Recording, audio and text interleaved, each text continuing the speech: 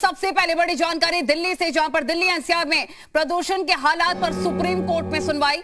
दिल्ली सरकार की तरफ से हलफनामा दाखिल किया गया है। प्रदूषण पर सीजीआई एनवी रमड़ा ने केंद्र सरकार से पूछा, पराली को लेकर क्या कदम उठाए गए। सीजीआई रमड़ा की तरफ से कहा गया, घर में भी मास्क लगाना पड़ रहा है, ये भी उनके द्वारा कहा गया। दिल्ली एनसीआर में प्रदूषण पर सुप्रीम कोर्ट नाराज है।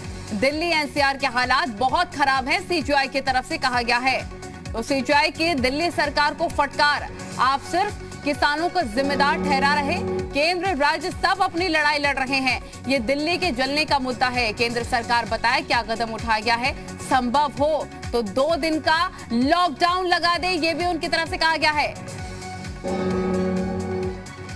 राहुल मिश्रा जी मीडिया रिपोर्टर तमाम जानकारी के साथ जुड़ गए। राहुल, क्या अपडेट है? और सचमुच हालात बहुत ज्यादा खराब है दिल्ली एनसीआर की। अगर बात कर ली जाए, नोएडा में ही देख लीजिए, पूरे देश का सबसे प्रदूषित शहर बन गया नोएडा।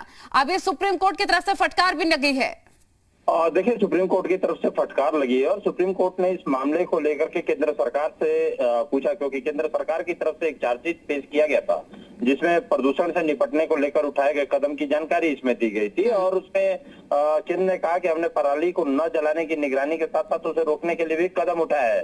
इस पर जस्टिस चंद्रचूड़ ने कहा कि आप पराली जलाने की निगरानी और कदम लागू करने के साथ किसानों को इंसेंटिव भी दें कि किसान पराली न जलाएं। वहीं सीजीआई ने कहा कि हमारा किसी सरकार से कोई लेना देना नहीं है। सॉलिसिटर जनरल से बोला कि आप हमें ये बताएं कि प्रदूषण कैसे नियंत्रित होगा। उसमें साफ से तौर पे वो जो टिप्पणी साफ देखने को मिली कि उसने कहा कि केंद्र से पूछा कि आखिर में लोग जो हैं मजबूर हैं, घरों में भी मास्क लगा करके घर में बैठने के लिए मजबूर हैं।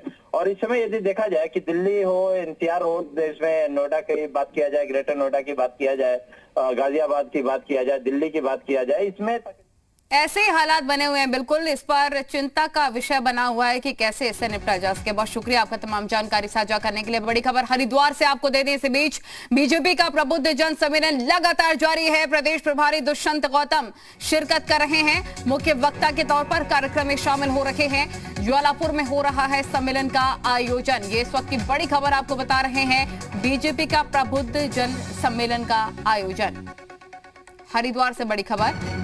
प्रदेश के प्रभारी दुष्यंत गौतम शिरकत कर रहे हैं, मुख्य वक्ता के तौर पर कार्यक्रम में शामिल हो रहे हैं और ज्वालापुर में सम्मेलन का आयोजन किया जा रहा है। कुलदीप हमारे रिपोर्टर तमाम जानकारी के साथ लाइव जुड़ गए हैं। कुलदीप, ज्वालापुर में सम्मेलन का आयोजन किया जा रहा है, क्या अपडेट आयोजन को लेकर?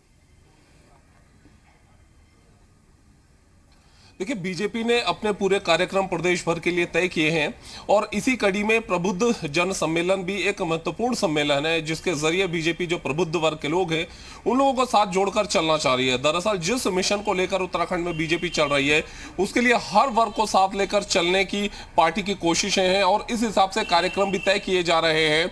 आज बीजेपी के जो प्रदेश प्रभारी है वो 2 दिनों से उत्तराखंड के दौरे पर हैं। कल जिस तरीके से बीजेपी कार्यालय में बैठकों का दौर चला, कई कार्यक्रम तय हुए, आज उनका हरिद्वार का दौरा है।